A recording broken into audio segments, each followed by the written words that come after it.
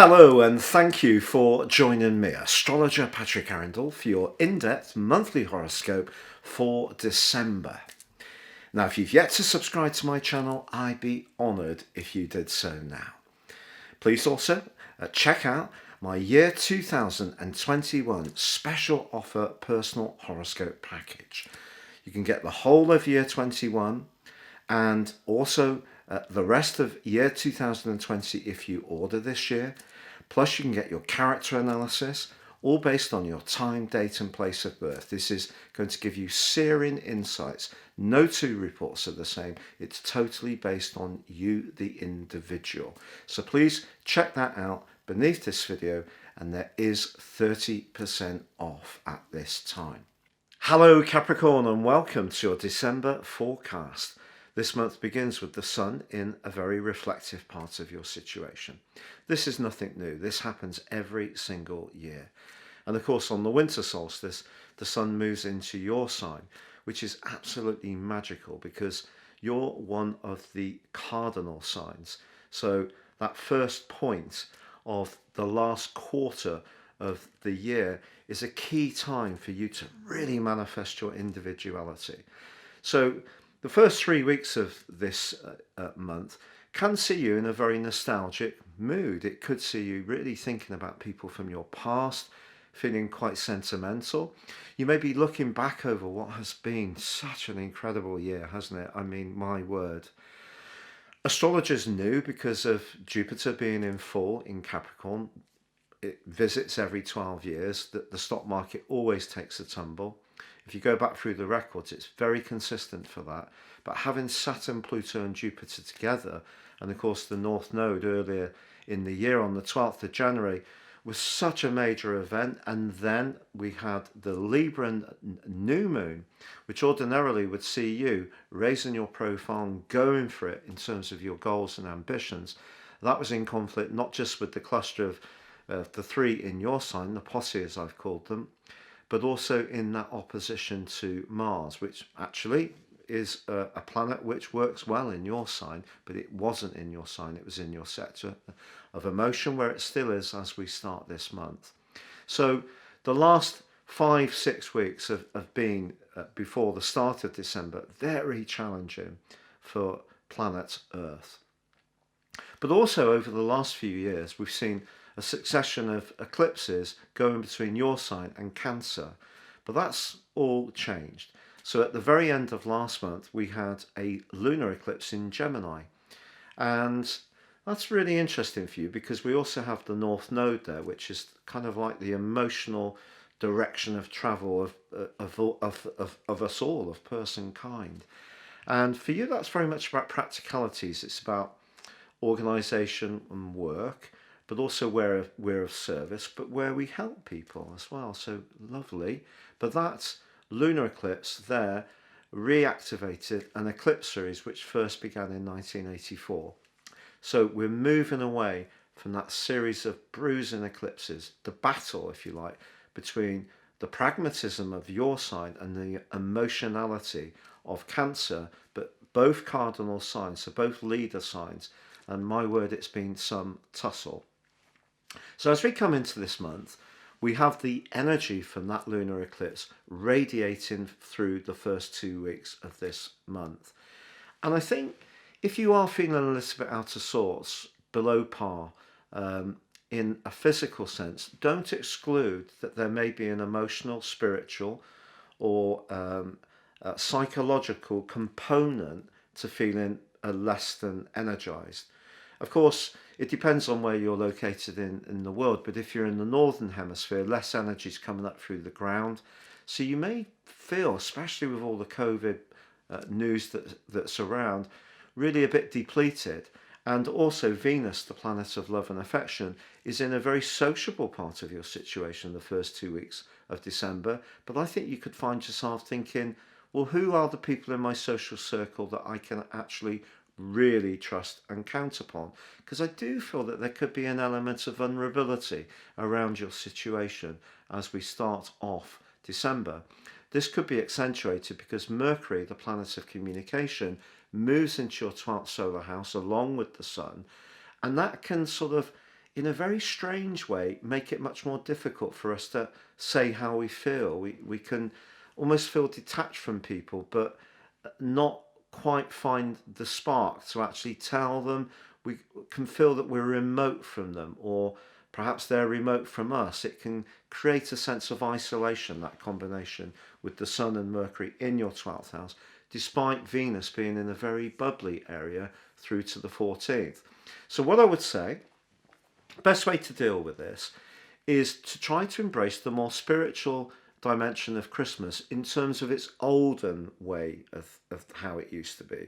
So that could be some community carol singing, socially distanced.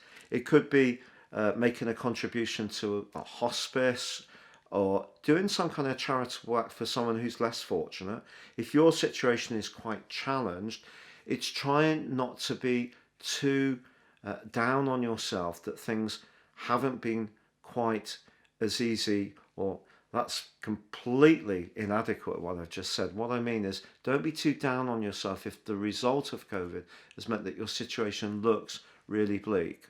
Because if you can just step back a bit and see that this is a shift that's going on in the world, it will help to lift your spirits. And really what the world is saying through the planets this month is that we need to become much more internationally connected through cooperation, because there's a lot of Sagittarius energy which governs borders, it governs collaboration in an international way. So a network can build up, but your network may build up in a more psychological way. So it may be people that are interested in healing, who understand the rising of consciousness. All these kind of things can really grab your interest in a very powerful way.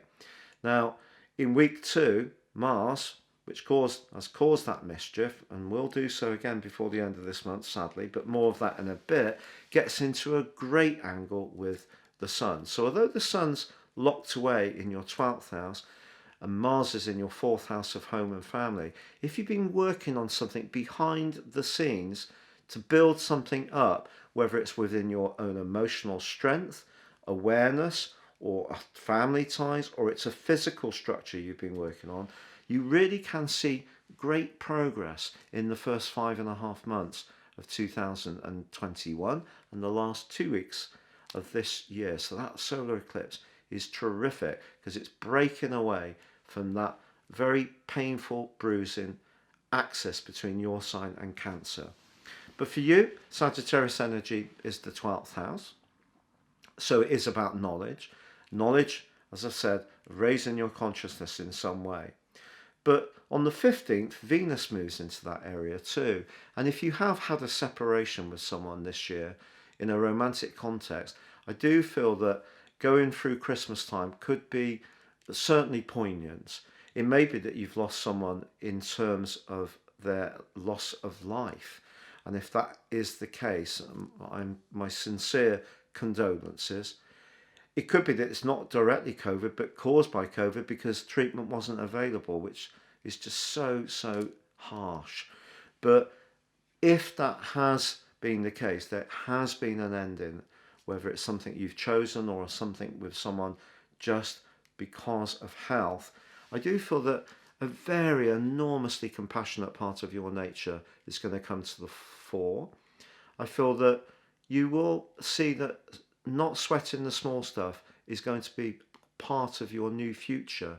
Even if you've been someone who's fabulously focused on goals, hard work, perspiration, application, all very Capricornian things, along with your fabulous sense of humour, I just feel that you are going to see a shift within yourself. You're going to see that life can be looked at in different ways. Your consciousness is going to raise and come up. Even if you see yourself as being very, very aware, there's lots of new ways that you're going to be looking at things. Or you could become some kind of life coach, light worker. If you're a psychic in any way, or a reader, I think you're really going to come into your own in this next 6 months. It's going to be magical for you. But I think because Venus in the 12th house can be about endings and sadness, if there's something you do need to let go of in order to create the space to give you the motivation to go forwards, I think you may be grappling with that. Which brings us to the 17th. Grim old Saturn makes its way out of your sign. Now, obviously, you love Saturn. He's your ruler, and he gives you all that self-discipline. But he moves into your second house. Remember the 22nd of March to the 2nd of August. He may have given you a few lessons during that time about your self-worth or even about money. And there could be more to come in that regard. But Jupiter, which really doesn't work very well in your sign, actually moves on the 19th into Aquarius, and they come together on the winter solstice for the first time since 1405. It's that rare. So we are going to see a cultural revolution, because Aquarius is the sign of revolution. It is also weirdly a dual influence. So Saturn sees it appreciating traditions. Uranus is very much more about being enterprising, groundbreaking, innovative, breaking down what no longer serves our purpose by bringing in the new. And Uranus, although continuing in retrograde all this month, is still in a very sociable part of your situation. And if you're stifled in a relationship, that and Venus moving into your 12th house could see you thinking about whether you want to be in that relationship in the long term, even if you don't do anything dramatic in the run up to Christmas. But that combination of Jupiter, which is not at its best in your sign, and Saturn can be very good for us all, but it's pushing you to be very enterprising. So that may mean that you will have to use all your business skills or management skills, either domestically or professionally, but in a new way. Something new's coming, but I think it's going to have an emotional or spiritual or service-based dimension to it. Could be linked in some way to helping people in a confidential way. It could be that if you do work in nursing, for example, you'll want to change your role to do something that has less of a practical dimension and more of a healing dimension. So healing generally is really going to grab your imagination in the first 5.5 months of 21 and the last 2 weeks of this year. But then on the 21st, the sun arrives in your sign, as I said before, but along with Mercury. So this is great. You're going to feel the zip, zip, zip. You know, you like one of those model cars that you're going to be really sort of buzzy because Mercury, it's great in Capricorn. I have it in Capricorn. It's very businesslike, but it's switched on and together. And then initially with Mercury links brilliantly to Uranus. So innovation can come through for you, looking at things afresh. And then the sun links brilliantly with Uranus as well. And that brings us to the full moon in your opposite sign on the 31st.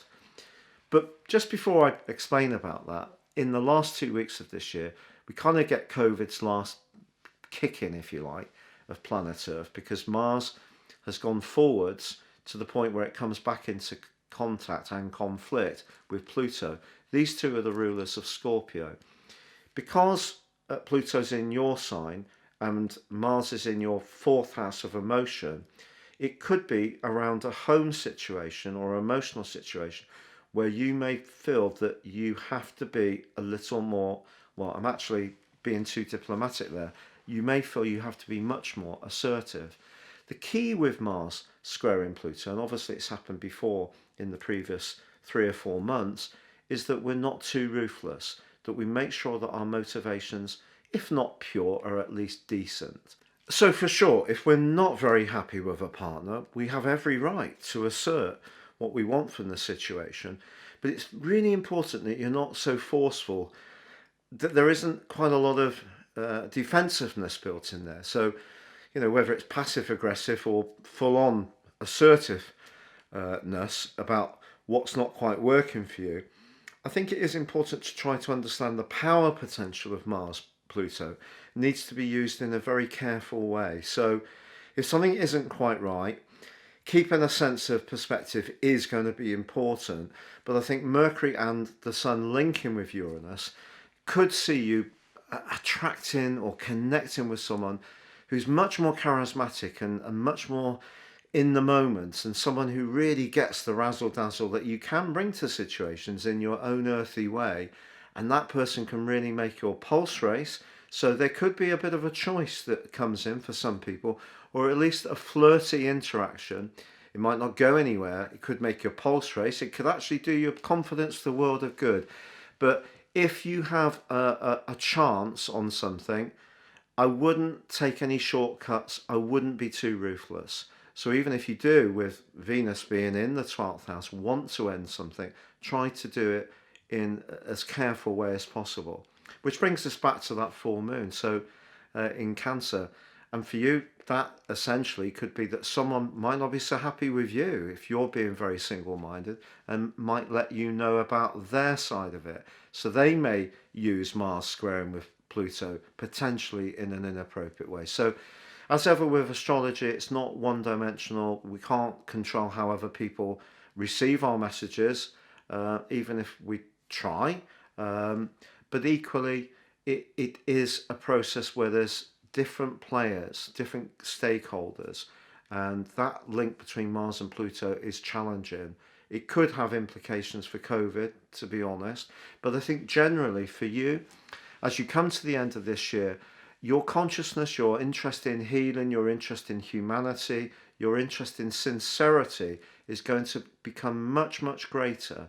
And just manifesting your own individual needs is probably going to lose a little bit of its charm, because I think a new you is going to be evolving as you come into this new year, and a new way of understanding your self-worth and also how you earn money.